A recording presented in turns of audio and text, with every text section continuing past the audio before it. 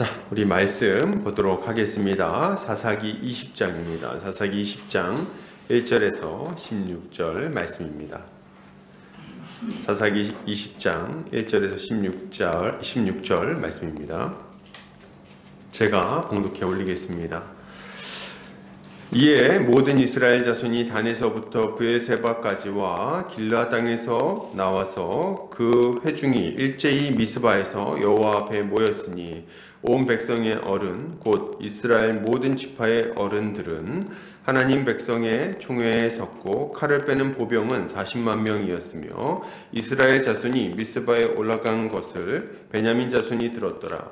이스라엘 자손이 이르되 이 악한 일이 어떻게 일어났는지 우리에게 말하라 하니 레위 사람 곧 죽임을 당한 여인의 남편이 대답하여 이르되 내가 내 첩과 더불어 베냐민에 속한 기브아에 유숙하러 갔더니 기브아 사람들이 나를 치러 일어나서 밤에 내가 묵고 있던 집을 에워싸고 나를 죽이려 하고 내 첩을 욕보여 그를 죽게 한지라.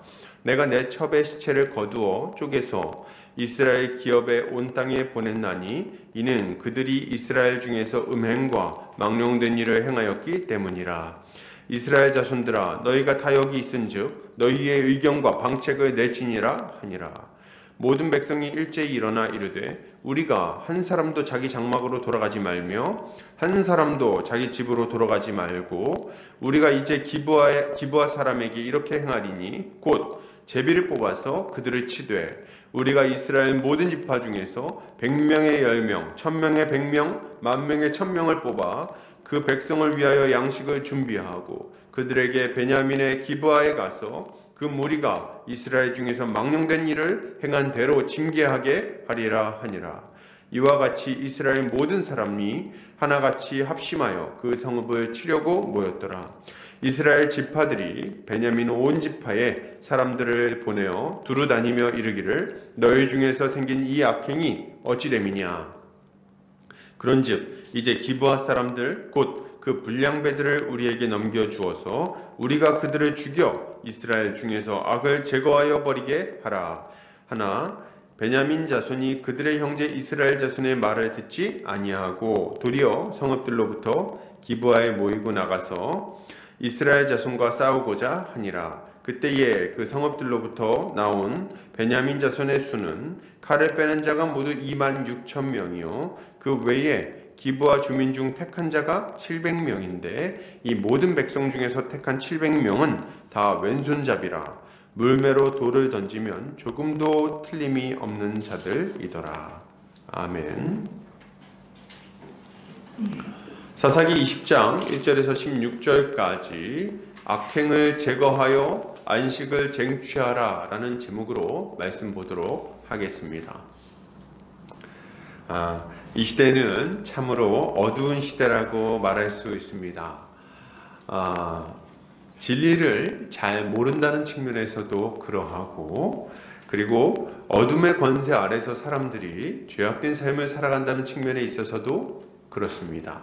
그리고 그 결과로 고통스러운 삶을 살아가게 된다는 점에 있어서도 참 어두운 시대라는 생각을 하게 되는 거죠. 그러면 이런 어두운 시대 속에서 교회의 역할은 뭐라고 할 수 있을까요? 교회의 역할은 뭡니까? 우리가 잘 알다시피 빛과 소금의 역할을 감당하는 것입니다. 그러나 교회가 빛과 소금의 역할을 감당하는 것은 억지로 되는 것이 아니고 우리의 존재가 빛과 소금이기에 자연스럽게 나타나는 모습이라고 할 수 있겠습니다. 교회는 이 땅에서 진리가 무엇인지를 드러내고 진리 안에서 살아가는 것이 얼마나 복된 삶인지를 드러내는 자들이라고 할 수 있겠습니다. 어떻게 그렇게 좀 진리를 전하고 또 드러낼까요? 먼저는 진리이신 예수 그리스도를 선포하고 가르치는 것을 통해서 이 진리를 드러내고 예수 그리스도로 거듭난 자들의 거룩하고 복된 삶을 통해서 이 진리를 드러낸다고 할 수 있겠습니다. 무엇보다도 교회는 서로 진실하게 사랑하는 모습을 통해서 교회가 선포하는 복음이 진실함을 드러냅니다. 그래서 주님은 이렇게 말씀하시죠. 요한복음 13장 35절입니다. 한번 같이 볼까요? 자, 시작. 너희가 서로 사랑하면 이로써 모든 사람이 너희가 내 제자인 줄 알리라. 아멘. 맞아요. 세상은 늘 다투고 싸우고 미워하고 시기하면서 살아갑니다. 심지어는 가장 사랑할 수밖에 없는 부부 사이에서 혹은 부모 자식 간에 형제 간에 이런 모습을 보이죠. 서로 막 싸워요. 그냥 이렇게 너무 사랑해야 되는 가족인데도 불구하고 그렇지 않다는 겁니다. 그러나 교회는 이와 반대입니다. 서로 피 한 방울 섞이지 않은 사람들이 뭐가 그렇게 좋은지 말이에요. 뭐가 그렇게 좋은지 서로를 섬기지 못해서 안달입니다. 섬기지 못해서 서로 밥을 사주려고 그러고 서로 위로하고 격려하고 칭찬하는 일에 열심입니다. 뭐 이렇게 대단한 일 안 했는데 막 호들갑을다면서 너무 잘했다 이렇게 막 칭찬을 하고 말이죠. 우리 교회에서도 그런 거 자주 보죠. 이렇게 보면 이렇게 뭐 이렇게 하면 길 찍고 왔냐 이런 거 있잖아요. 좀 일찍 올 수도 있는 건데 아주 그냥 이렇게 칭찬을 하고 섬기고 이렇게 하는 거죠. 그리고 이런 사랑은 점차 그 강도를 더해가서 서로를 위해 손해를 감수하고 희생하는 데까지 나아가게 되는 것입니다. 참 놀랍지 않습니까? 이처럼 교회는 죄에서 떠나 거룩한 삶을 살아가며 서로 진실하게 사랑하는 것을 통하여 세상의 빛과 소금으로서의 역할을 감당하게 되는 거죠. 그래서 교회에 처음 오는 사람들은 이런 모습을 좀 어색하고 가식적으로 느끼기까지 합니다. 그래서 얘들은 왜 이러는 거야? 이렇게 하면서 이제 좀 뭔가 이상하다 이런 느낌을 받는 거죠.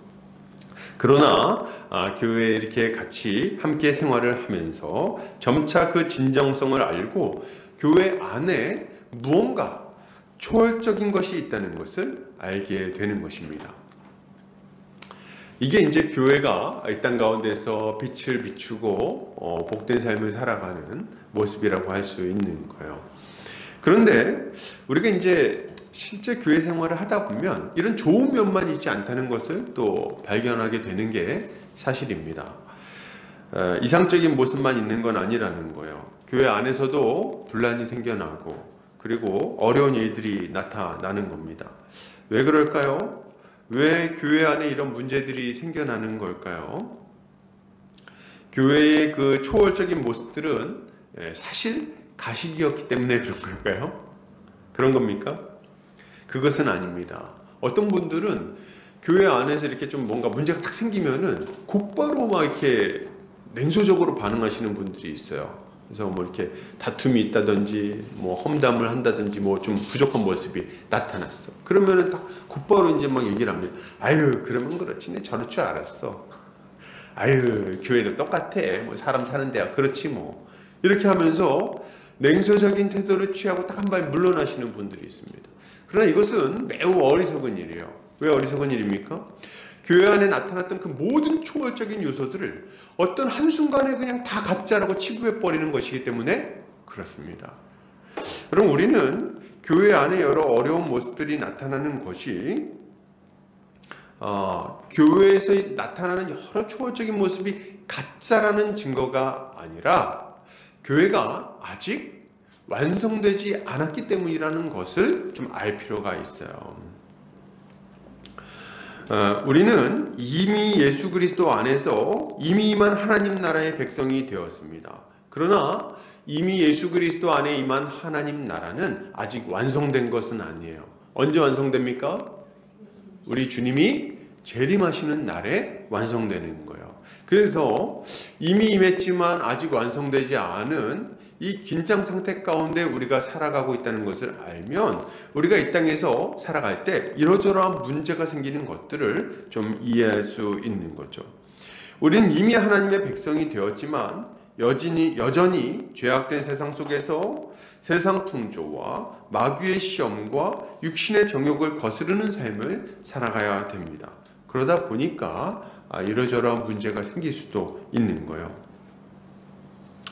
죄는 교회가 누리는 평안을 빼앗고 공동체를 파괴합니다. 죄는 하나님과의 관계를 멀어지게 만들고 형제지간에도 서로 미워하고 원망하게 만들죠. 그래서 죄의 문제를 방치하면 교회는 빛과 소금의 역할을 감당하지 못할 뿐 아니라 누리고 있던 평안도 잃어버리게 돼요. 그리고 어려움을 겪게 되는 거죠. 우리가 보고 있는 이 사사기에도 이런 이야기들이 가득합니다. 평안하고 복된 삶을 살아가던 자들이 죄로 말미암아 빈곤하고 비참한 삶을 살게 되는 거죠. 그 이유는 이제 죄 때문이에요. 다 죄로 인해 한 사람이 무너지고 한 가정이 무너지고 한 지파가 무너집니다. 그리고 결국에는 이스라엘 전체가 고통스러운 처지에 처하게 되는 거죠. 우리가 지금 그 이야기들을 살펴보고 있는 거예요. 이상의 내용들을 볼 때에 교회는 공동체 가운데 나타나는 여러 가지 죄의 문제를 가벼운 마음으로 넘어가서는 안 되겠습니다. 자, 우리 두 가지 태도가 있어야 돼요. 하나는 교회 안에 어떤 잘못된 모습이 나타났을 때 어떻게 이런 모습이 나타날 수 있어? 이 교회는 가짜야! 이렇게 말하는 것도 잘못된 모습이고, 또 다른 한편으로는 아유, 교회는 원래 다 죄를 짓고 사는 거야. 그럴 수도 있어. 이렇게 하고 그냥 넘어가는 것도 안 되겠습니다. 두 가지 모습을 다 조심하고, 우리는 교회 안에 이런 잘못된 모습이 얼마든지 나타날 수 있다는 것을 이해하는 동시에 그것을 용납하지 않고 해결해 나가려는 마음의 자세를 가져야 되겠습니다. 이 두 가지 태도를 동시에 가지고 있어야 되는 거예요.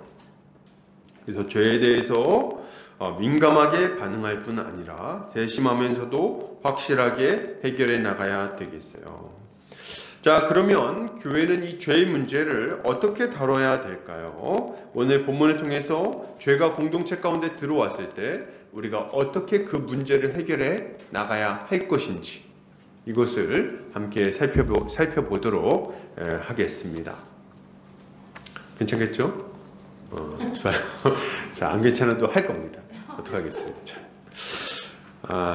저는 지금 우리 보금자리 교회가 매우 잘하고 있다고 생각합니다. 정말 너무 감사한 일이에요. 서로 사랑하고 아끼고 함께 자라가려고 애쓰고 이런 모습들이 저도 굉장히 도전을 받습니다. 그러나 우리가 이제 앞으로 일어날 문제들을 미리 대비하고, 그리고 조금 더 잘 성장하기 위해서는 어떤 모습을 가져야 될 것인지를 미리 살펴보는 것들은 중요한 문제인 것 같아요. 그런 차원에서 우리 본문을 잘 살펴보도록 하겠습니다. 자, 오늘 본문은 모든 이스라엘 자손이 미스바에 모이는 장면으로 시작이 됩니다. 1절, 이에 모든 이스라엘 자손이 단에서부터 브에세바까지와 길르앗 땅에서 나와서 그 회중이 일제히 미스바에서 여호와 앞에 모였으니 온 백성의 어른 곧 이스라엘 모든 지파의 어른들은 하나님 백성의 총회에 섰고 칼을 빼는 보병은 40만 명이었으며. 우와, 정말 어마어마하게 모입니다. 40만 명이라뇨. 대단하지 않습니까? 단은 어디냐면, 우리가 이제 바로 지난 본문에 19장에 살펴봤지만, 단은 원래 이 왼쪽에 있는 해변가에 있는 그 지역을 기업으로 받았습니다. 근데 옮겼어요. 어디까지 옮겼습니까? 저 북단에 있는 라이스 땅까지 옮겼죠. 그리고 거기에 단이라고 이제 이름을 짓기 시작했어요.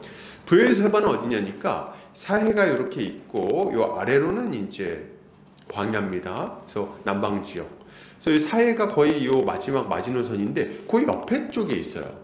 그러니까 사해에서부터 맨 아래, 가나안 땅의 맨 아래쪽부터 맨 위에까지 전 지역을 망라하는 걸 뭐라고 표현하냐면 단에서부터 브에세바까지 이렇게 말을 하는 거예요. 그러니까 가나안 땅 전체에서, 이스라엘 전체에서 지금 사람들이 몰려왔다는 이야기를 하고 있는 겁니다.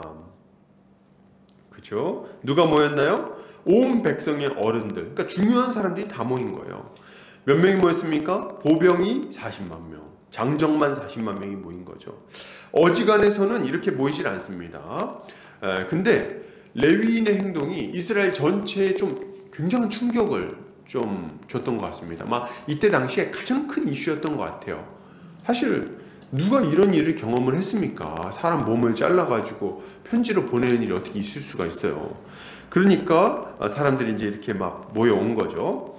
그리고 이들은 레위인을 만나서 이 악한 일이 도대체 어떻게 일어나는지 말하라고 막 촉구를 합니다. 뭐 편지로 좀 간단하게 쓰기는 했겠지만 직접 듣고 판단을 하려고 한 거예요. 판결을 내리기 전에 원인 규명을 좀 하려고 한 겁니다. 그러니까 이제 레위인 뭡니까? 산지 지역에 사는 그냥 한 사람에 불과해요. 근데 사람들이 막 모여오니까 신이 났죠. 그래가지고 기브와 거민들, 즉 베냐민 사람들을 막 고발하기 시작합니다. 그죠? 뭐라고 말합니까? 이렇게 말해요. 기브와 사람들이 나를 치려고 일어나서 내가 머물던 집을 에워싸고 나를 죽이려고 하고 내 첩을 욕보였고 그녀를 죽였다. 이들이 이스라엘 중에서 음행과 악한 행동을 했기 때문에 내가 내 첩의 시체를 쪼개가지고 나누어서 보낸 것이다. 이렇게 막 이야기를 합니다. 아주 막 그냥 대단합니다. 레위인은 말을 마친 후에 이스라엘 백성들에게 다 들었으니까 이제 방책을 내라 이렇게 촉구하기까지 하죠. 그래서 레위인의 이 내용을 보면은 거의 뭐 선지자급입니다. 아주 선지자예요. 대단한 무슨 의로운 일을 하고 있는 사람처럼 여겨집니다. 그죠? 근데 우리는 이 본문을 볼 때 마음이 불편하기 짝이 없습니다. 왜요? 이 레위인이 한 일을 다 알고 있거든요. 그래서 보고 있을 때 마음이 아주 불편해요. 그래, 아유, 대충 들으면 맞는 말처럼 들리는데요. 이 레위인의 말에는 사실 굉장히 문제가 많습니다. 한번 보세요. 몇 가지 문제를 좀 한번 지적해 보고 싶은데요. 첫째로 이스라엘 백성들이 뭐 음행했다 뭐 이렇게 얘기하는데 음행은요 레위인이 먼저 했습니다. 그렇지 않습니까? 여기 있는 이 레위인은 음행 어쩌고 할 처지가 아니에요. 레위인이 첩을 둔 것 자체가 벌써 이상한 일인데 누가 누구를 욕합니까? 그리고 이제 사실 뭐 안타까운 일이지만 이 피해자였던 첩도 마찬가지예요. 그 여인은 왜 베들레헴으로 가게 됐습니까? 간음을 하고 거기로 도망간 겁니다. 그러니까 죄 없는 여인은 아닌 거예요. 벌써 죄 없는 여인 아니고 원래대로 하자면은 이 여인은 걸렸을 때 돌 맞아 죽어야 되는 여인입니다. 그러니까 뭐 안타까운 일을 당했지만 그러나 죄 없다고 말할 수 없는 여인인 거죠. 이 여인 자체도. 그리고 이 레위인도 마찬가지. 레위인도 이 첩이 음행했다는 것을 알고서도 아무런 조치를 취하지 않았습니다. 가가지고 뭐 책망을 하기로 했습니까? 제사를 드리기로 했습니까? 아무것도 안 했어요. 그냥 가가지고 다정하게 말하고 데리고 와서 계속해서 그 음행을 하고자 했던 거예요. 레위인도 똑같은 놈이에요. 언제부터 자기가 무슨 음행과 망령된 일 신경을 썼습니까? 아주 코웃음이 나오는 얘기입니다. 언제부터 그렇게 열심히 음행에 대적하고 거룩한 삶을 촉구했습니까? 언제부터 이스라엘의 죄악에 대해서 염려했다는 겁니까? 자기가 음행과 죄악을 퍼뜨렸으면서. 그러니까 이게 벌써 딱 맞지 않는 말이에요. 둘째로 첩을 죽음에 내준 사람이 누굽니까? 레위인입니다. 레위인. 사실 말이야 바른 말이지 첩을 문 밖으로 밀어낸 사람이 레위인 아닙니까? 그죠? 최소한 뭐 기브아 사람들이 레위인을 죽이려고 했는지는 모르겠지만 첩을 죽음에 몰아넣은 사람은 레위인이에요. 그죠? 자기가 죽든지. 왜 멀쩡하니 이 기브아 사람들은 첩 내놓으라는 얘기를 한마디도 안 했습니다. 그죠? 너 나오라는 거예요. 너 나와라. 그랬더니 자기 대신 이거 밀어넣은 거 아니에요. 그래 놓고선 무슨 이렇게 얘기를 합니까? 최소한 공범인데. 이 얘기를 쏙 빼놓고 얘기를 합니다. 그리고 보면. 그죠? 이 얘기는 싹 빼놓고 얘기해요. 아주 비열하지 않습니까? 제가 첩이라면은 레위인이 더 죽일 놈이에요. 그렇지 않습니까? 뭐 다정하게 말할 때는 언제고 말이죠. 와가지고 밀어냅니까? 셋째로 레위인이 시체를 쪼개서 보낸 것은 공동체의 거룩을 생각해서 한 일이 아닙니다. 전혀 아니에요. 그죠? 이것은 지극히 개인적인 보복을 위한 일이었어요. 만약에 첩의 원수를 갚고 거룩을 이루려고 했으면 그냥 편지를 쓰는 것으로 충분했을 겁니다. 그렇지 않습니까? 편지를 쓰고 멈췄어야 돼요. 혹은 사실 편지를 쓰는 것도 적절한 일은 아닙니다.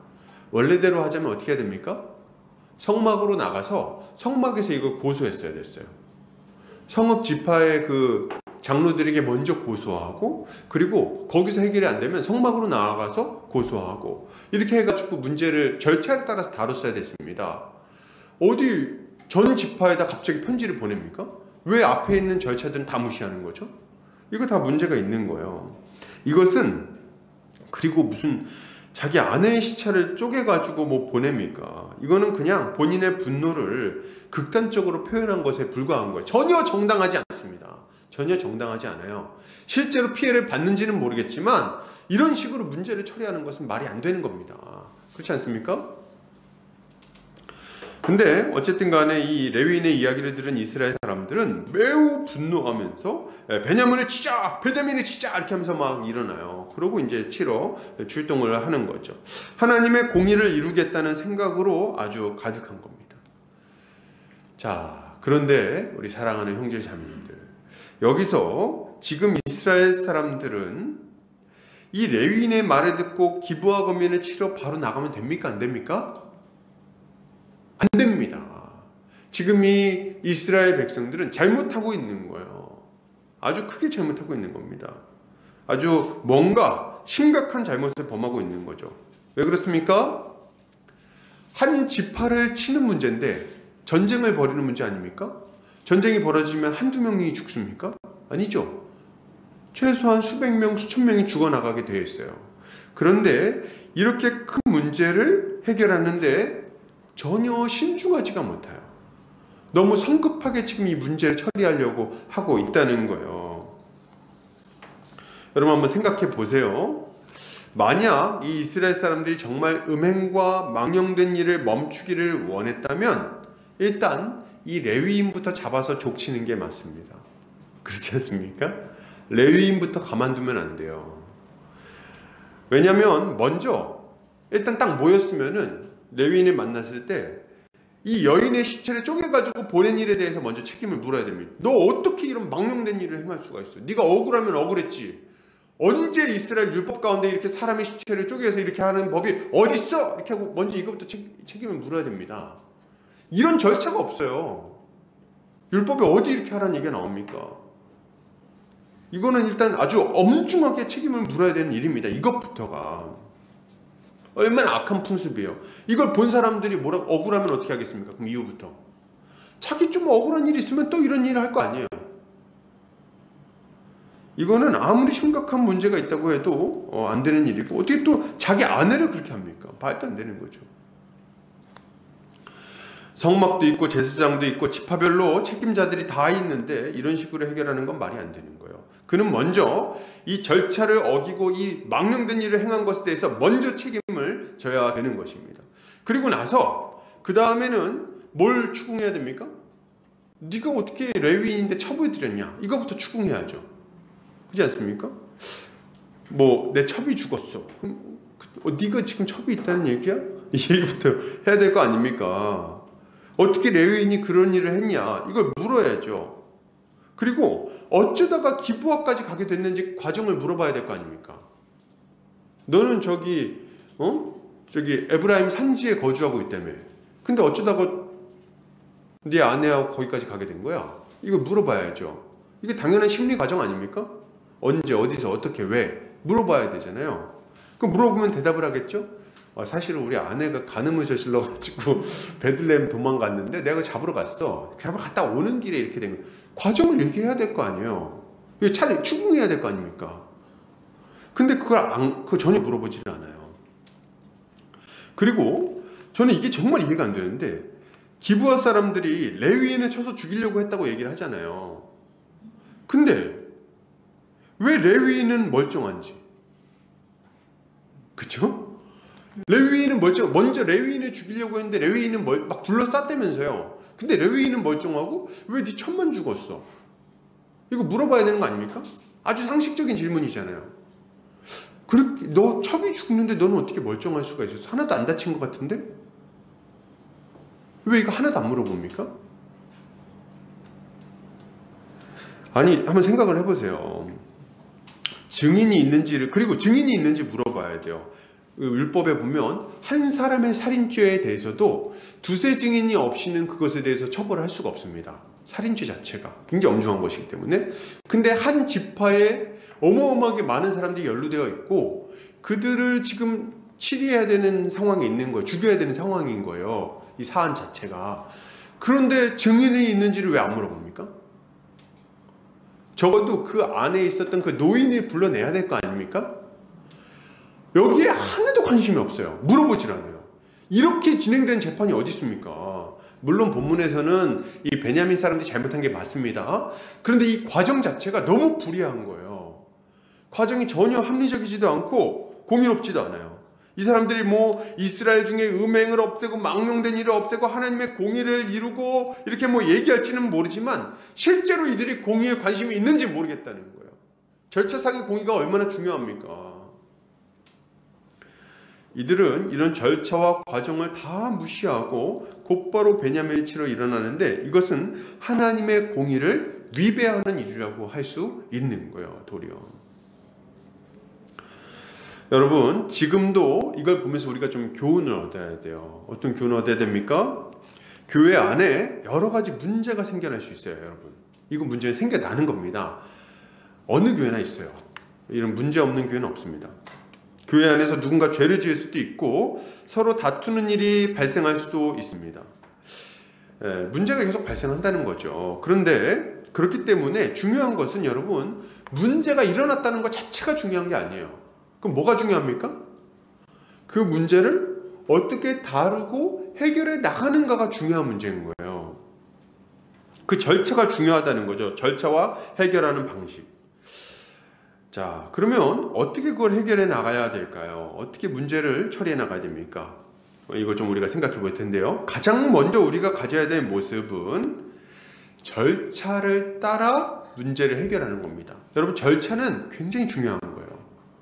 어떤 문제가 생겼을 때 그 문제를 해결해 나가는 그 어떤 순서 있잖아요. 이거를 지키는 거는 억울한 일이 당한 사람이 생기지 않도록 하는 하나님의 공의를 이루도록 하는 아주 중요한 일입니다. 이걸 무시하면 안 돼요. 이 레위인처럼 하면 안 되는 거예요. 억울한 일 당했다고 곧바로 교회에 호소하면 안 된다는 말입니다. 한번 생각해 보세요. 내가 예를 들어서 어떤 형제나 자매랑 막 다퉜어. 좀 나한테 좀 아주 나쁜 일을 했어요. 뒷담화를 했다. 뭐 아니면 아주 못된 짓을 했다. 이런 걸 제가 알게 됐어요. 화가 났습니다. 그래서 이 문제를 해결해야겠다. 응? 우리 거룩한 교회 안에서 어떻게 이렇게 험담과 비방과 안 돼. 용납할 수 없어. 이런 마음을 먹었다고 해봅시다. 어떻게 처리해야 됩니까? 절차를 밟아서. 근데 이렇게 했다고 생각해 보세요. 앞에서 이제 목사님이 설교를 이제 시작하는데 갑자기 손을 딱 댔더니 잠깐만요. 저기 저 형제 아주 나쁜 놈입니다.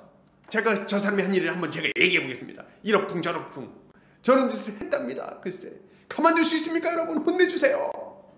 예배 중간에. 이거 가능한 일입니까? 뭐 예배 중간에 하는 거 아니더라도 이럴 수 있겠죠. 사람들 다 모여서 이제 교제 나누고 있는데 갑자기. 근데 저번에 제가 이렇게 했어. 니네 그거 몰랐지? 예? 아유 야 니네 한번 니네가 듣고 판단해봐. 이게 말이 되냐? 이런 식으로 갑자기 뭐 밥 먹는데 혹은 모여서 차 마시고 있는데 문제를 갑자기 공론화시켜서 탁 터뜨리는 경우들이 있을 수 있습니다. 여러분 이거 괜찮습니까? 이렇게 하는 거 괜찮아요? 저 자식 아주 나쁜 놈이에요. 이렇게 하는 거 여러분 안 되는 거예요. 여러분 이거는 절차를 어겼기 때문에 그 내용 자체가 진실이라 할지라도 굉장히 큰 문제를 일으키는 겁니다. 그런 식으로 문제를 처리하는 게 아닌 거예요. 오히려 문제가 해결되는 게 아니라 더 혼란스러워지고 심각해집니다. 제가 이제 저희 아내가 이제 학교에서 여러 가지 이제 일들을 처리했다는 얘기들을 들을 때가 있는데 그때도 보면은 1대1로 그냥 자기들이 알아서 해결하진 않습니다. 학교 안에 생긴 문제들도 학생들 간에도 다 이렇게 위원회를 소집해서 다 양쪽 얘기를 들어보고 절차를 밟아서 해결해 나가는 거예요. 다이다이로 만나가지고 갑자기 막 이렇게 하면은 그 문제가 더 커집니다. 여러분 이게 교회 안에서도 마찬가지인 거예요. 순서가 있다는 거죠. 먼저 누군가 잘못한 걸 보면 어떻게 해야 됩니까? 우리 순서 배웠죠? 어떻게 해야 돼요? 1대1로 먼저 만나서 권면합니다. 1대1로 만났는데 이게 문제가 해결되지 않으면 어떻게 해야 됩니까? 두세 증인과 함께 만납니다. 왜 이런 과정을 거치냐면 1대1로 만났는 이 사람이 뭔가 잘못했는데 그거 내가 어제 들었어요. 근데 이거 잘못한 게 분명하잖아요. 그래서 이거 딴 사람들한테 한번 말을 전했다고 한번 해봅시다. 근데 다 막 저 사람 얘기해가지고 이거 혼내야 된다고 중론이 모아졌는데 알고 보니 오해였으면 어떻게 할 겁니까? 알고 보니 이게 뭔가 오해가 있었고 판단을 잘못 내린 거면 어떻게 할 거냐는, 억울한 일이 있으면 어떻게 할 거예요? 그럼 그 사람의 명예는 어떻게 됩니까? 그 사람이 또 이렇게 돌이킬 마음이 얼마든지 있었는데 그 돌이킬 마음이 있는 거를 다 사전에 막아버린 거 아니에요. 우리 마음이 그렇습니다. 내가 야, 너 이거 이렇게 하면 안 돼. 1대1로 만나면은 내가 그랬어? 미안해. 이렇게 하고 넘어갈 수 있는데 갑자기 사람들이 있는 데서 그 얘기하면 어떻게 됩니까? 그거 받아들일 수가 없는 게 있는 거예요. 왜 그 문제에 내가 얼마든지 돌이킬 수 있는데 네가 지금 말하는 게 기분이 안 좋다. 이렇게 할 수 있는 거죠. 그래서 이 과정이 굉장히 중요한 거예요. 그리고 두세 사람과 함께 가서 권면하고 확실한 증인을 세우는 거죠. 그리고 그 이후에 회개하지 않으면 공회에 올려서 권징을 시행하도록 하는 것입니다. 그리고 교회는 문제가 교회 안에 올라오면 이 사안을 그냥 넘어가지 않습니다. 그냥 곧바로 이것도 치리하는 게 아니에요. 이 문제를 철저하게 조사하고 신중하게 다루게 되는 거죠. 하나님의 말씀에 따라서 문제의 본질이 무엇인지, 누가 잘못을 했는지, 잘못의 크기는 어떠한지, 억울한 누명을 쓴 것은 없는지, 저지른 잘못에 비해서 과도하게 비난받고 있는 것은 아닌지, 사실관계는 정확한 것인지 따져봐야 된다는 거죠. 여러분, 절대로 우리 사랑하는 형제자매님들, 이거 중요한 일인 걸 잘 들으세요. 절대로 한 사람의 이야기만 듣고 어떤 사안을 판단하면 안 됩니다. 절대로 그렇게 하면 안 돼요. 항상 문제는 한쪽 말만 들을 때 생기는 거예요. 그리고 교회 안에 뭐 이렇게 억울한 일 당했다 뭐 얘기할 때 보면은 어디 그냥 얘기합니까? 아니죠. 막 울어요. 옵니다. 글쎄, 막 이렇게 하면서 이제 막 그 얘기 들으면 막 어떻습니까? 막 울면서. 그러니까 그 울면은 진실성이 생기는 걸로 그냥 받아들이는 거예요. 진실. 근데 여러분, 그렇지 않다는 걸 아셔야 돼요. 눈물이 진실을 보장하는 건 아닙니다. 그냥 본인 감정이 격해진 거죠. 그거는 운다고 해서 진실입니까? 화내고 소리 지른다고 해서 진실이에요? 아니잖아요. 그럼 멀쩡하니 별 생각 없이 있던 사람은 얼마나 억울합니까? 그죠? 그럼 말도 안 되는 거. 그걸 가지고서 막 그냥 내가 저번에 들었는데 저거 아주 그냥 나쁜 놈이더라고. 알고 보니까 아니었어. 얼마든지 있을 수 있는 일입니다. 우리는 이런 일이 생기지 않도록 신중하게 문제를 해결해 나가야 됩니다. 특별히 어떤 사안을 조사할 때는 공감해 주는 거는 뭐 필요할 수 있을지 모르겠지만 문제를 해결할 때는 좀 이성적으로 접근을 해야 돼요. 객관적으로 사항을 파악하고 이걸 좀 볼 필요가 있습니다. 너무 한 사람한테 감정적으로 이렇게 동조하게 되면은 이 문제를 오히려 제대로 해결하지 못할 가능성이 있는 거죠. 그래서 이 문제를 잘 해결해 나가는 것이 필요한 겁니다. 이렇게 할 때 공동체 안에서 이런 절차에 따라서 적절한 조치가 취해진다면 억울하게 고통받는 사람이 없어지게 될 것이고 교회는 거룩하게 세워질 수 있게 되는 거예요. 교회 안에 문제가 생겼을 때 이렇게 해결해 나가는 우리 성도님들 되시기를 주의 이름으로 축복합니다. 계속해서 좀 살펴볼게요. 이스라엘 사람들은 이제 일제히 일어납니다. 이제 이 문제를 해결하려고 일제히 일어나요. 그리고 함께 이스라엘 중에서 망령된 일을 행한 대로 갚아주기로 결정을 합니다. 아마도 이들은 실제로 이 문제를 해결하기를 바랬던 것 같습니다. 문제가 계속 이 공동체 안에 있는 게 옳지 않다고 판단을 내린 거예요. 그래서 특단의 조치를 취하겠다는 생각을 한 거죠. 어때요?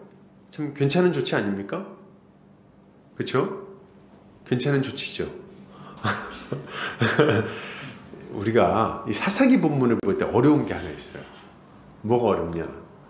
이 사람들이 너무 이상한 사람들인데 맞는 말을 할 때가 있어요. 그래서 더 혼란스러워. 이게 맞는 거야? 틀린 거야? 이렇게 할 때가 있습니다. 다시 한번 말씀드리지만 지금 이 이스라엘 사람들의 결단 자체는 옳은 결단이에요. 이들의 태도 자체는 맞는 태도입니다. 문제는 뭐냐면 이 사람들이 똑같이 나쁜 놈들이라는 게 문제지 이들의 결단이 문제가 있는 건 아니에요. 그래서 이들의 결단을 볼 때 본받을 만한 부분이 있다는 것을 우리가 알아야 하는 거죠. 그러면 어떤 부분에서 좀 우리가 본받아야 되는가 할 때 그것은 죄를 간과하지 않고 반드시 해결해야겠다는 의지를 보였다는 측면에 있어서 우리가 본받을 측면이 있는 겁니다. 자, 여러분, 우리는 이 이스라엘의 태도를 보면서 우리가 죄를 대할 때 공동체 안에 죄가 들어왔을 때 혹은 문제가 생겼을 때 어떤 태도를 가져야 할 것인지를 배워야 되겠어요.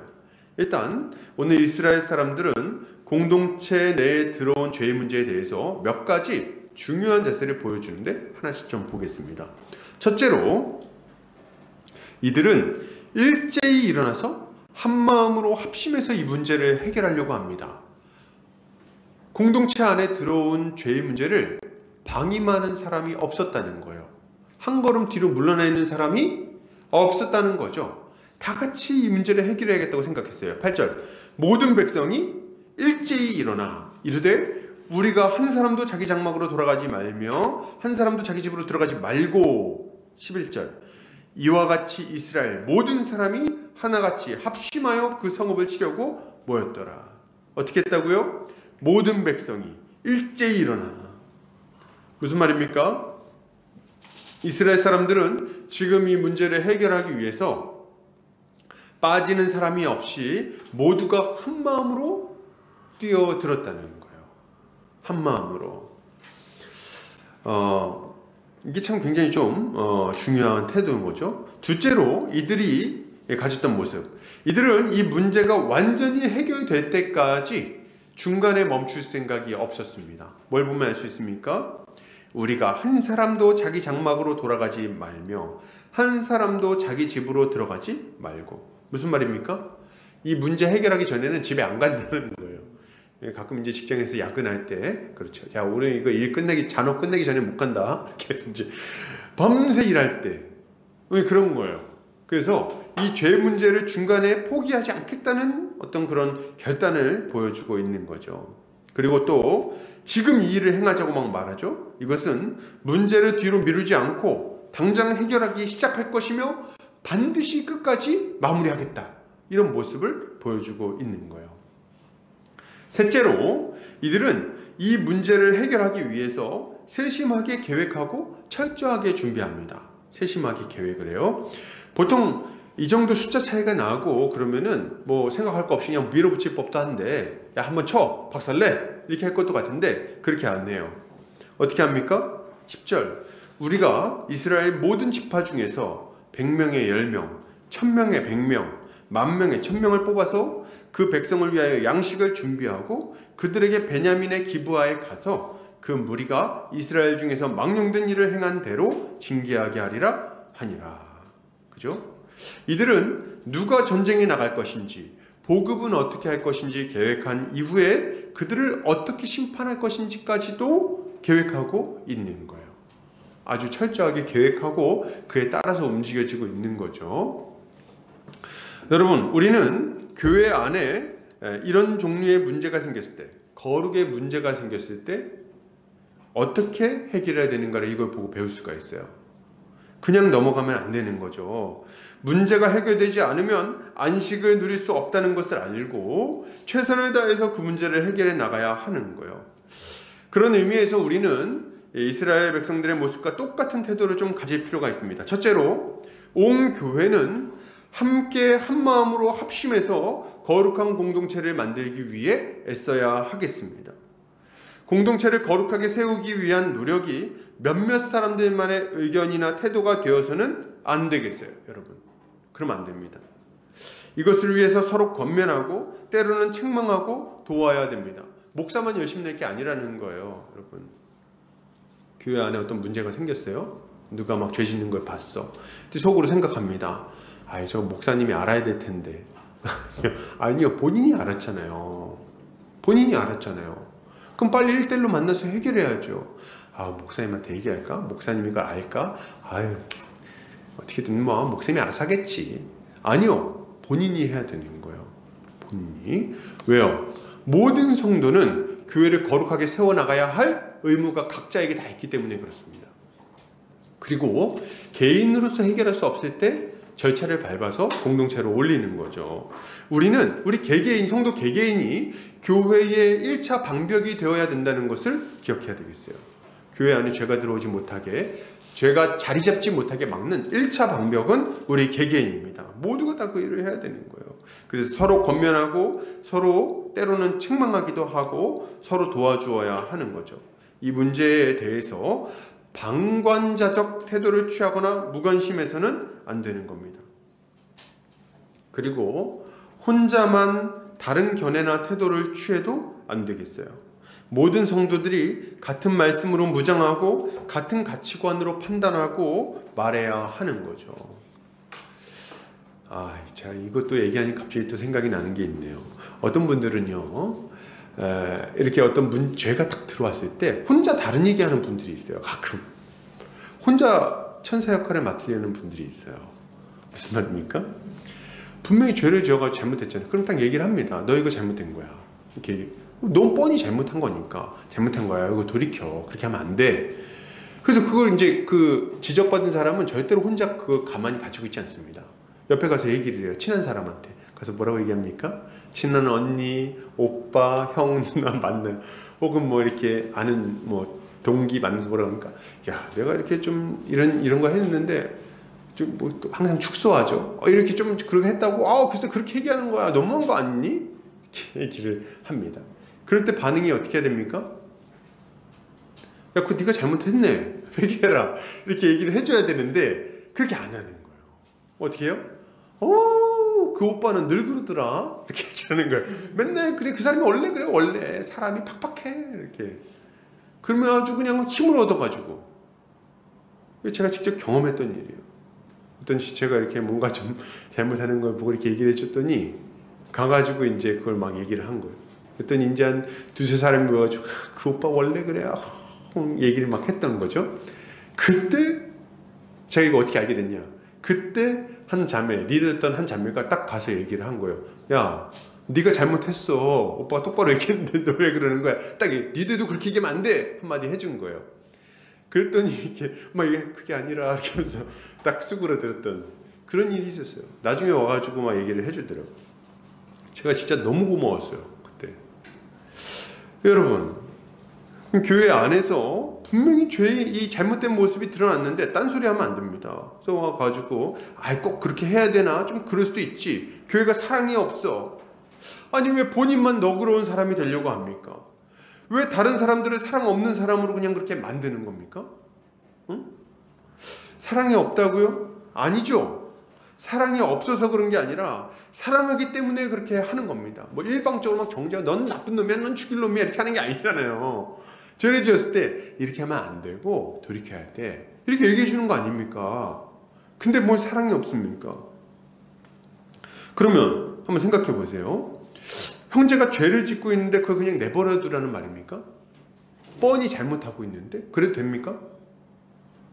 안 되는 거죠. 당연히 안 되는 거 아닙니까? 한번 생각해 보세요. 자식이 도둑질하고 이웃에게 욕하고 맨날 친구랑 싸우고 다니는데 그 친구 내버려 둘 겁니까? 그 아이를? 내 자녀가 그러다고 생각하면 내버려 둘 거예요? 같이 맨날 거짓말하고 어른들한테 욕하고 막 그냥 그러고 다니겨. 근데 그럴 수도 있지 뭘 이렇게 합니까? 누가 그렇게 합니까? 자기 자녀랑 가만두지 않겠죠. 너 일로 와봐 해가지고 혼내지 않겠습니까? 그 자녀를 죽이려는 게 아니라 올바로 세우기 위해서 그렇게 하는 거잖아요. 그리고 애가 막 교통신호 잘 지켜야 돼 이렇게 얘기를 해놨는데 맨날 그냥 차가 돌아다니는 데서 무단횡단을 막 해. 그럼 어떻게 하실 거예요? 그래, 남자답고 좋다 이렇게 하실 거예요? 그렇게 안 하죠. 불러다가 너 이놈의 새끼 너 지금 뭐 하는 거야? 너 교통법규는 어디? 어디서 들었어? 해가지고 엉덩이 볼기차 때리지 않겠습니까? 위험하니까. 여러분, 교통법규를 어기는 것보다 죄 짓는 게 훨씬 더 위험합니다. 우리의 인생을 망가뜨리고 하나님과의 관계를 소원하게 만들고 그리고 형제 자매들과의 관계를 다 무너뜨리는 거예요. 우리가 가장 가볍게 생각하는 죄가 뭡니까? 거짓말 아니에요. 거짓말. 그죠? 제일 가볍게 생각하는 죄가 거짓말이에요. 그런데 거짓말도요, 그 파급력을 생각해보면 절대 가볍지 않습니다. 여러분 주변에 누가 나랑 이렇게 같이 뭐 얘기를 했는데 알고 보니까 나중에 거짓말인 거 알았어. 그럼 어떻게 합니까? 그 사람 믿을 수가 있어요? 신뢰가 깨지는 거예요. 여러분, 신뢰관계가 한번 세워지는 건 굉장히 어려운데 무너지는 건 금방입니다. 그리고 그거 회복하는 건 굉장히 어려운 일이에요. 이 사소한 거짓말 하나조차도 그런 파급력을 가지고 있는데 그 여타 다른 죄들은 어떻겠습니까? 응? 이웃과 어떤 불륜을 저지른다든지, 혹은 형제자매를 폭행을 가한다든지, 혹은 뭐 이렇게 도둑질을 한다든지, 아니면 거짓말, 거짓 증언을 한다든지, 이런 죄들은요 그 사람의 인생을 망하게 만드는 거예요. 교회의 공동체에 하나 되면 무너뜨리고 교회 전체를 고통 가운데 빠뜨리는 일들입니다. 그런데 그거를 가만히 내버려 둔다고요? 그럴 수도 있다고요? 그냥 적당히 사랑으로 덮어주자고요? 그게 어떻게 가능합니까? 그것은 하나님의 공의를 무시하는 행위일 뿐만 아니라 공동체 전체를 망하게 하는 행위이고 형제를 죽이는 일이에요. 그렇게 할 수 없는 거예요. 우리는 이 여파를 생각할 때, 그 결과를 생각할 때, 공동체 전체에 미칠 그 여파를 생각해 볼 때 거룩의 문제에 대해서 절대로 타협하지 말고 한마음으로 서서 죄를 막아서야 하는 거죠. 이런 태도를 취하는 게 마땅한 겁니다. 둘째로, 교회는 문제가 잘 해결되어서 공동체 전체가 거룩의 모습을 갖게 될 때까지 계속해서 애써야 되겠습니다. 문제가 분명히 드러났는데도 불구하고 그것을 뒤로 미루지 않아야 돼요. 그건 안 됩니다. 제가 들었던 얘기인데 어떤 교회에 이런 문제가 생겼어요. 어떤 전도사님이 이제 교회 부임해가지고 이제 사역을 하는데 보니까 이제 어떤 권사님 두 분이 막 싸우시는 거예요. 서로 막 인사도 안 하고 싸우고 막 그냥 아주 그냥 날카롭게 말하고 이런 걸 본 거예요. 그래서 이제 전도사님이 이거 이러면 안 되겠다 싶은 거죠. 그래서 어떻게 합니까? 담임 목사님을 찾아갔어요. 그래서 목사님, 우리 김 권사님하고 이 권사님하고 이렇게 하시던데 굉장히 싸우시던데요. 어떡할까요? 그때 이제 담임 목사님이 얘기합니다. 내비둬, 두 사람 원래 그래. 이렇게 얘기를 한 거예요. 여러분, 원래 그렇긴 뭐 원래 그렇습니까? 그럼 그거 내버려 둬야 된다는 얘기입니까? 아주 자연스러운 일인가요? 서로 다투고 미워하고 시기하고 질투하고 뒤에서 험담하고 이러고 있는 게 괜찮은 거예요? 막 그냥 그렇게 얘기하는 거. 원래 그렇다. 해결할 생각을 안 하는 거예요. 보면 근데 교회 안에서 이런 식으로 문제가 꽤 많이 있습니다. 그래서 교회 안에는 보통 보면 가족들이 이렇게 다 교회를 다니죠. 그러다 보니까 이렇게 뭐 장로님 가정 뭐 이렇게 하면은 장로님들 가정과 그 아들과 손자, 며느리 다 이렇게 쭉 이렇게 있어요. 가정들이 막 엮여져 있어요. 그리고 또 다른 또 가정이 이렇게 쭉 엮여 있는 경우들이 있죠.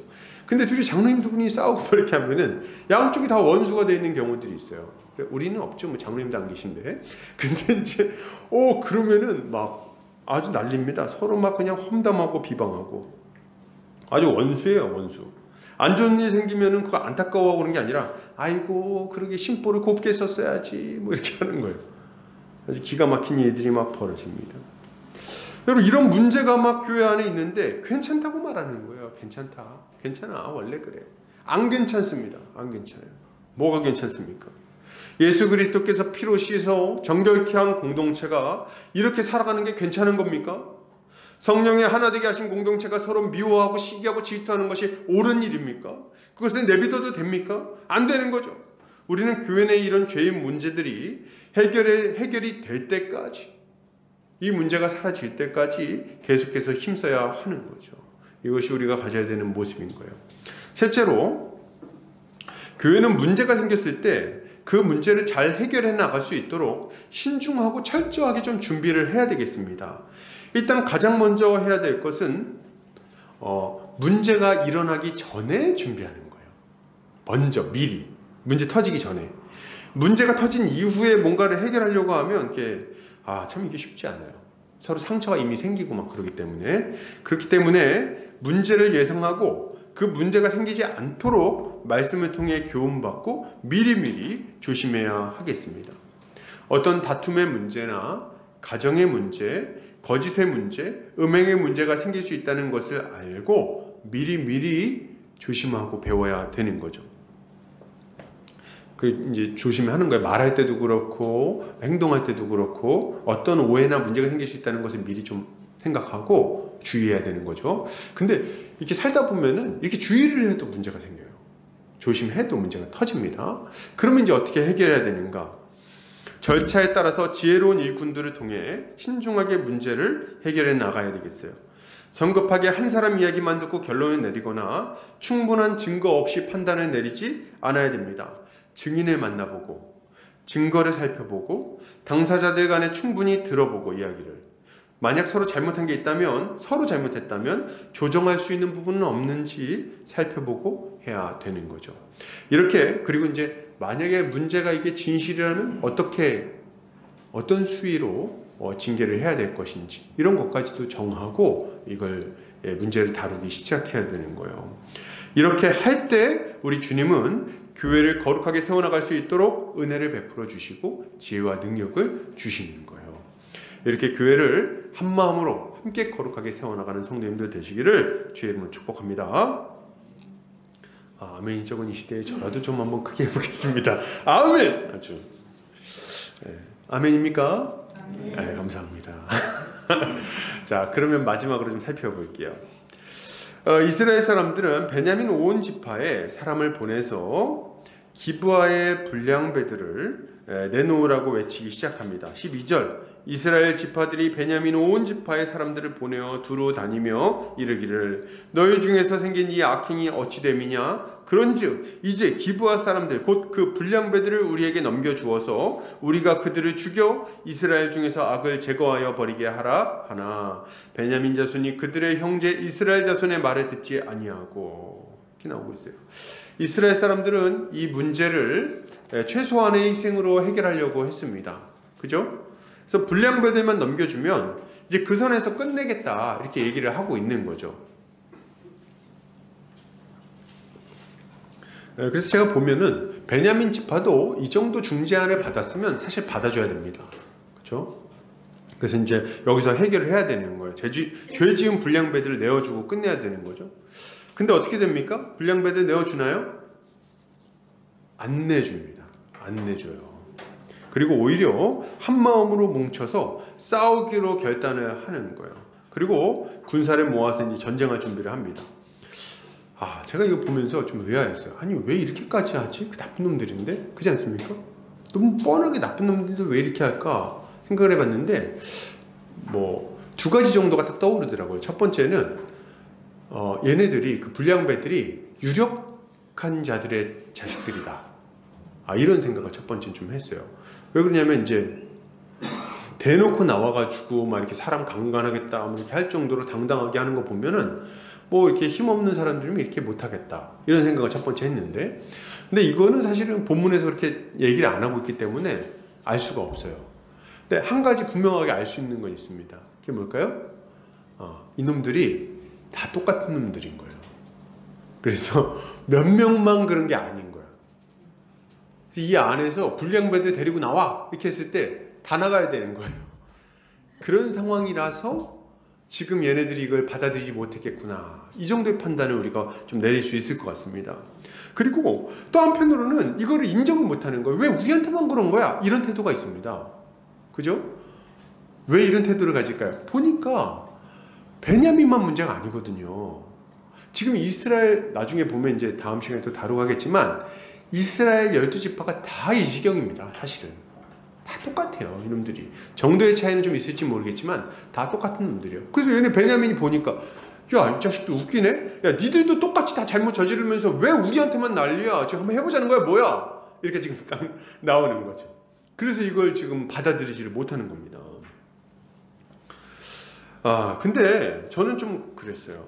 물론 짜증도 나고 그렇게 하는 것도 알겠는데, 화가 나는 것도 알겠는데, 아무리 그래도 이게 좀 너무 좀 불리한 상황 아닙니까? 이 시세를 아는 자가 중거리라고 했는데 이럴 때는 좀 한 걸음 뒤로 물러나줘야 될 것 같은데 안 물러나는 거예요. 제가 그게 좀 이해가 안 됐어요. 아니 그래 알겠는데 그 지금 다 죽게 생겼는데 좀 희생양을 좀 내보내고 희생양 삼고 다 같이 살아남아야 되는 거 아닌가? 칼 빼는 자만 40만 명이 모였는데 어떻게 싸우려고 그러지? 얘네들이 숫자도 2만 몇천 명밖에 안 되거든요. 그래서 이거 뭔 얘기를 싸우는데 왜 이렇게 할까? 이런 생각을 좀 해봤어요. 근데 이유가 있어요. 이유가 뭐냐? 이스라엘 사람들은 지금 내전이 처음이에요. 같이 싸운 거는. 그 전까지는 누구랑 싸웠습니까? 가나안 사람들하고 싸웠거든요. 이 베냐민 사람들은 다수랑 더 많은 숫자의 적군하고 싸우는 일이 굉장히 익숙한 사람들입니다. 심지어는 그들은 어떤 자들이었어요?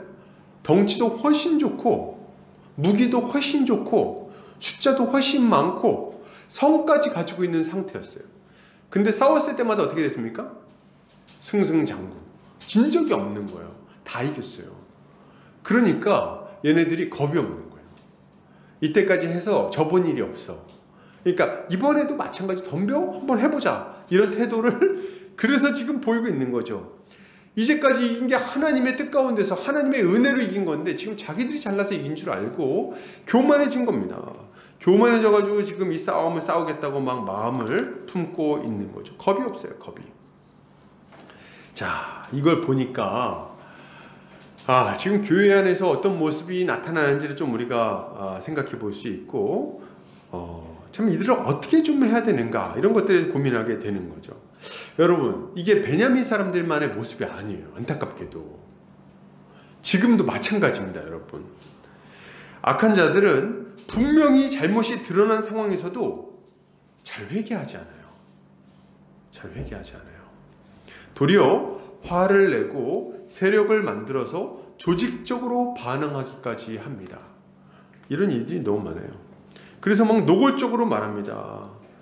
듣는 얘기예요. 뭐라고 하냐면 이렇게 얘기해요. 아니 뭐 교회가 여기밖에 없나? 뭐 이렇게 얘기를 하는 거예요. 뭡니까? 건드리면 가만히 안 있겠다 이거죠. 나가버리겠다. 그렇죠? 이들은 자신들의 재력으로 혹은 인맥으로 교회의 권위를 무력화시키고 자신들의 죄를 합리화시키려고 합니다. 그리고 자기들 뜻대로 교회를 좌지우지하는 거예요. 실제로 이런 일들이 있다는 게 참 기가 막힌 현실이에요. 제가 들은 얘기인데 이런 얘기들이 너무 많이 들어서 참 안타깝습니다. 어떤 목사님이, 그 목사님도 좀 이상한 분이었어요. 근데 어떤 목사님이 교회 안에서 이제 개척을 해서 교회를 심무하고 있는데 이 어떤 권사님이 굉장히 좀 잘못하신 거예요. 어떤 잘못을 하셨어요. 그래서 이제 목사님이 권사님한테 얘기를 한 거죠. 권사님 이렇게 하시면 어떡합니까? 이렇게 하시면 안 됩니다. 이렇게 얘기를 한 거예요. 다음 주부터 교회를 안 나오셨어요. 교회를 안 나오셨다. 그냥 안 나와버린 거예요. 근데 문제는 뭐였냐면 이 권사님이 교회 재정의 대부분을 감당하고 있던 분이었어요. 그럴 수 있잖아요. 개척교회에서는. 그래서 어떻게 했을까요?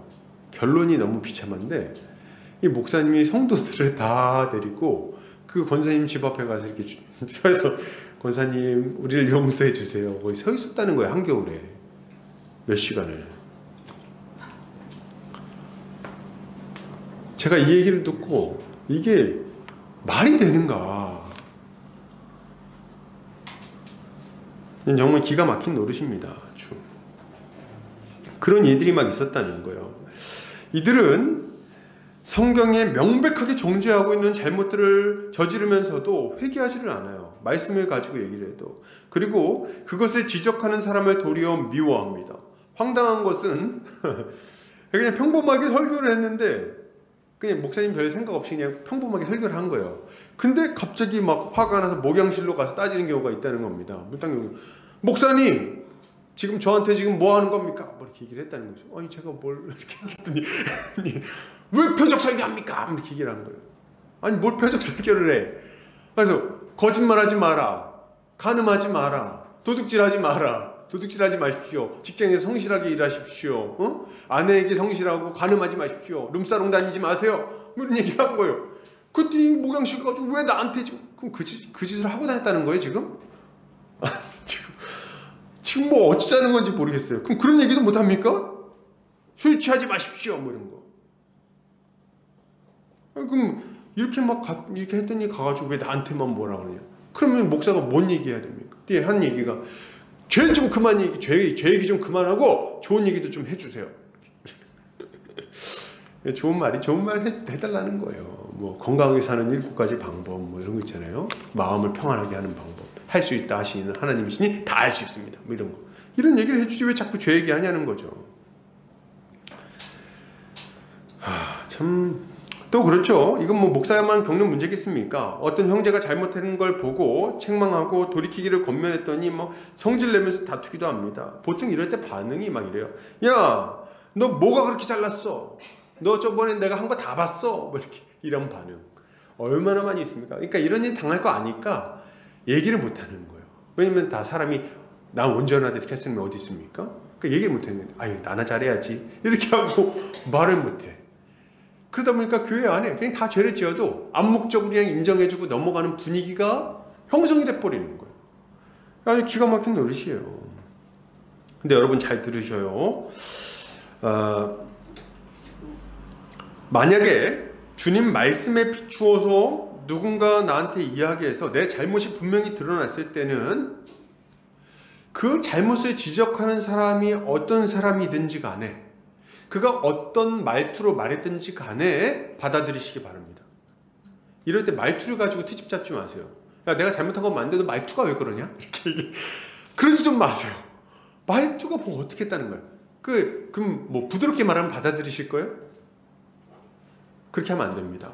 하나님의 말씀으로 딱 비추었을 때, 문제가 딱 드러났을 때는 하나님의 말씀으로 딱 받아들이시기 바라요. 그 사람이 어떤가를 따지지 마세요.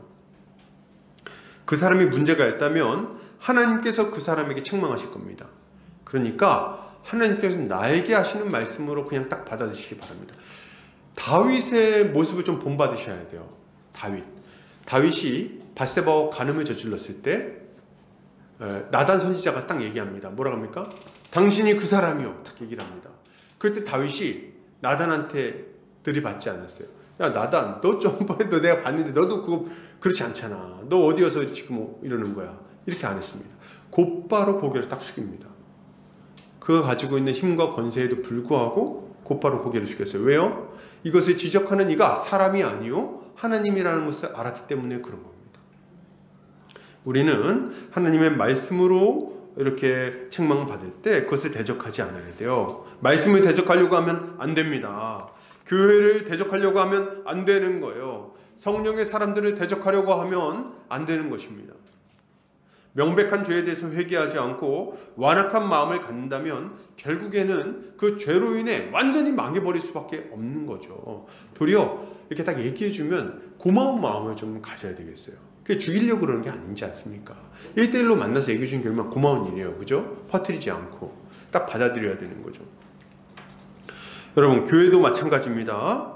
교회 안에 나타나는 이런 악한 자들에 대해서 엄하게 책망하고 권징을 시행해야 됩니다. 절차를 밟아서요. 어떤 분들은 뭐 이렇게 얘기해요. 얘기하려고 그러니까 또 제가 속에서 불이 올라오는데 이렇게 얘기를 하는 거예요. 목사님 그거 건드리면 안 됩니다. 큰일 납니다. 건드리지 말라는 거예요. 뻔히 문제가 있는데 그분 나가면 교회 휘청합니다. 이렇게 얘기하는 거예요. 그럼 교회 휘청하니까 그걸 내버려 두자는 겁니까? 그 문제가 그렇게 뻔히 드러나고 있는데, 심지어는 좋은 마음 품는 분들이 와서 이렇게 얘기하는 거예요. 목사님 그거 건드리면 목사님 쫓겨나요. 이렇게 얘기하는 거예요. 예, 알겠어요. 저를 사랑하시는 건 알겠습니다. 그런데 그럼 그걸 그냥 내버려 둡니까? 한번 생각해 보세요, 여러분. 만약 누군가 힘이 세다고, 돈이 많다고, 그가 인맥이 많아서 교회 안에 그냥 세력이 강하다고 해서 뻔히 죄 짓는 것을 내버려 두자면, 그러면 그것 때문에 다른 성도들은 얼마나 고통당하게 됩니까? 안 그렇습니까? 그 사람들은 무슨 죄예요?